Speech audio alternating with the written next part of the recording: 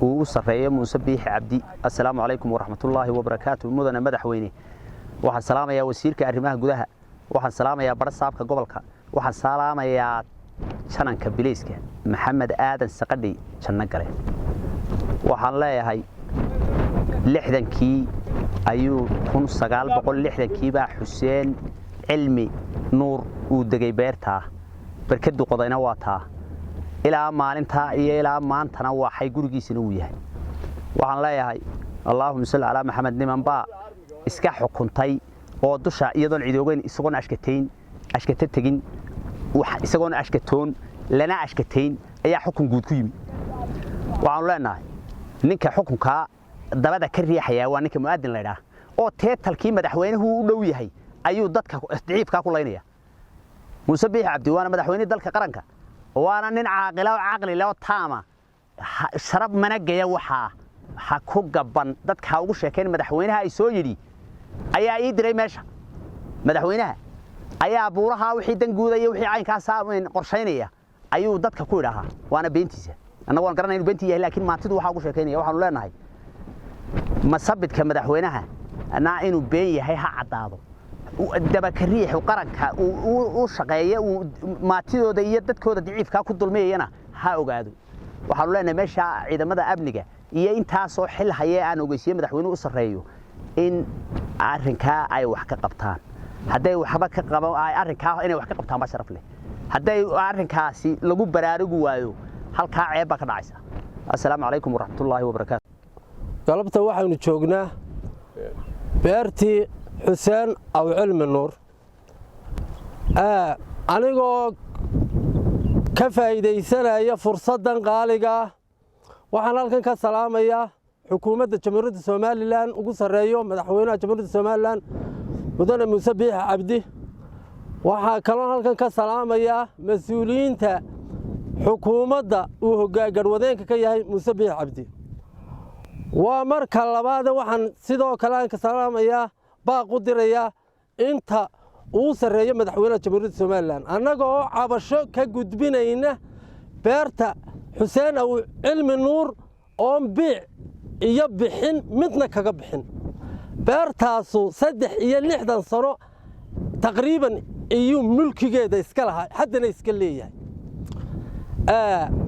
adduunyada waa la isdulmiyaa dulmigu uu baahay shaar baa la isku dulmiyaa garaada la isku dulmiyaa sidaas uun bay imka nala tahay beerta lagamana dacwad ay leedayna maxkamad ma tagin oo mulkiila lagu haystaa cid ku dacweynaysaana maxkamad saddexda maxkamadood midna ma garanayno meelaha processka dacwad laga soo bilaabo ma marin guudka iyuun baa lagaga yimi waxa weeyaan waa baylahsi weeyaan arintaas waa arin damaqday annagoo maalinkan maanta in badan baanu u dhabaradaynay in badan baanu lahayn dadkaas way qabsoomi doonaan ama sharciga qaban doonaan ama aqligooda ay isku dabaali doonaan ama sokeeyanimo isku xakamayn doonaan way baahday waxaan halkan baaq uga dirayaa marka ugu horeysa madaxweynaha Jamhuuriyadda Soomaaliland mudane Muuse Biix Cabdi gudoomiyaha maxkamadda sare Professor Aadan Xaaji Cali Axmed wasiirka arrimaha gudaha mudane Maxamed Kaahin Axmed iyo cid ay khusaysaba waxaanu leenahay in arinta la soo farageliyo oo maalinkan maanta arinta wax laga qabto ma aha in la isku boobo garaadada iyo maalinkan maanta martabadaha iyo teetalka xukuumaddu bixiso waxaanu leenahay baaqayagaas in loo dhaga nuglaado in badan ayaanu arinta u samreynay dhabarkayay nooga wareegtay annagu marnaba inaanu waxyeello geysano ma doonayno waxayagii laakiinse waa ku daba taagan waa ku hor taagan ku daba taagan cid kasta oo sifo sharciya nala galaysa ama gar naga qaadanaysana anagu waa u fadhinaa assalaamu alaykum waraxmatullaahi wabarakaatuh waxaan salaamayaa dadka ummadda islaamka waan salaamayaa intii waxaan ku salaamayaa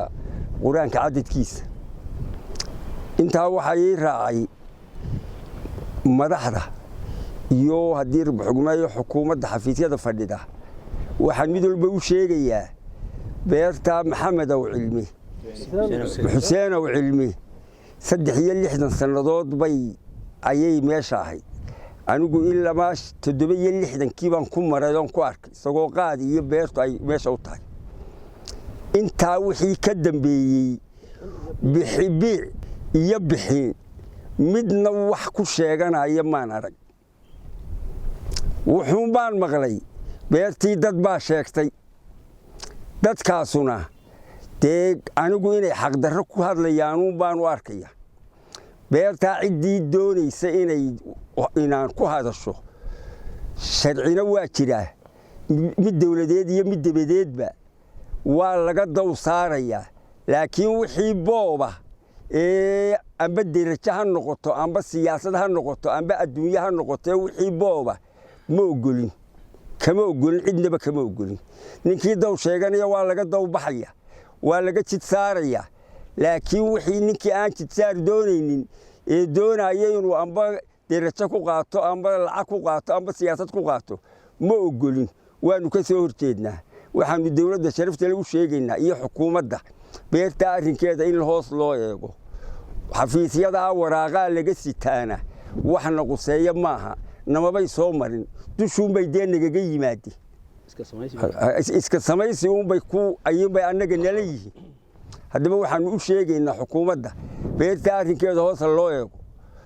waxana ha laga qabto waxaanu ka hadlaynaa waxa weeye anigoo ah maxamed xuseen cilmi oo ah xuseen oo cilmi inankiisii arrinta beertan xuseen oo cilmi aabbahay beertan wuxuu aasaasay 1960kii waxay jirtaa imika muddo 63 sano meelahaas xuseen oo cilmi beertiisa manuu yiibin manuu bixinin sifa allaala sifa kale oo kaga wareegtina ma jirto waa beertii ayeedii baa ku aasan carruurtayadii baa ku aasan barkadii aabbahay ka qoday baa ayaa imika aan dul taaganahay waxa weeyaan ka qodan oodeedii baa caynkeediya gurigiisii baa sidiisiya waxa weeyaan wuu nool yahay waxay waxa weeye waan la damaaciyey waxa weeye waan awood sheegashaa dhacday ninka meeshan annaga waxa weeye cidda imika arrintan aanu ka cabanayno boobka ay ka mid tahay waxa weeyaan tii saaka u dambeysay ee madaxda biliiska qaybaha iyo saldhigyadu ay goobjooga ka haayeen qasabka lagu rogay waxa weeyaan ayagoo ciid dhigayaan ugu nimi anagoo joogna madaxda biliisku ay noogu timi ee ay marxaatiga ka ahaayeen aan waxa weeyaan haddii alla badan kale leeyahay waxa weeye ay marxaatiga ka hayday qasabka lagu dhigay boobka waxa weeyaan habeen hore la seestay habeen saddexaadkii la seestay maanta taamarkii ay dhacday kadib haddana waxa weeyaan duhurkii waxa weeyaan 12kii markaas ahayd isla 12kii meelaha haddana sibir iyo ciid la keenay waxa weeyaan cidda wada waxa weeye waa cid aanay waxba naga dhaxayn totalis nimba meesha waxa weeyaan yiri waxba la iibiyay aabbahay waa la masabiday in guulanaa waa masabiday anagu maxaad fanax weeye ninka waxa weeye marka waxaan sameynaya waa ninka maadinka la yiraahdo wuxuu adeero waa ninka dhintay Muusegeedi loo jiray Muusegeedi anagu waxna kamaanaan iibin waxna maanaan siinin sifa allaala sifa ay wax nooga dhaxeeyaan oo isku nimaadaan ma jirto waxa weeye title iyo awood sheegasho iyo boob cadaana ayuu ninkaas wadaa meesha annaga cidinama soo dacwad process bay leedahay gobol bay ka bilaabantaa heer bay leedahay gaadho dacwadu asalkeedu gobolka ay ka bilaabanto ama degmaha noqoto ama gobol noqoto maxkamadda hoose dacwad ka bilaabanto annaga cidina ma soo dacwoonin annaguna maanaan dacwoonin cidna soo dacweysay oo wax iyaga nagu soo dacweysayna ma jirto annaguna maanaan dacwoonin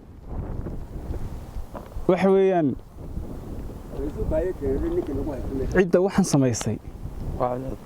annaga hal mar xukun laguma dhicin waayo waxa weeyaan beerta adeerkay baa beertan ku xigtay beertaasay dacwad ka socotay beertaas waxa weeyaan maxkamaddu ay ka socotay annaga taasi waxa weeyaan maaha beertii xuseen cilmi waan inoo kala soocayeen dacwadda asalka meesha dacwadda ay sheegayaan imika ay leeyihiin waxba nala xukumay ama qalad ha noqoto ama sax ha noqotay waa beerta maxamed cilmi adeerkay taasaa dacwadda laga bilaabay taasay dacwaddu ka bilaabantay kuna dhamaatay xuseen cilmi beerta adeerkay baa loo qabsaday oo ninka cali maxamed la yiraahdo uu yiri waxa weeyaan waa laga iibiyay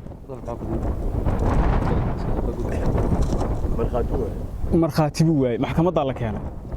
aabahay wuxuu yidhi anigu waxba ma iibin wala dhaariya aabahay waxba ma iibin buu beertaade walaalkay xilliga taariikhda uu sheegayo anu ma iibin walaalkay baa noolaa intii ka dambeysana dhaxlayaashiisa baa jooga ma iibin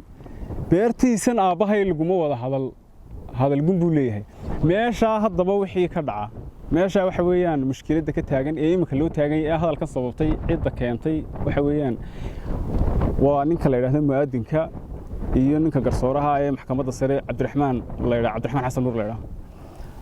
waxaan ogeysiinaynaa madaxda booliiska wasiirka arrimaha gudaha jananka ciidanka booliiska Maxamed Aadan Saqadhi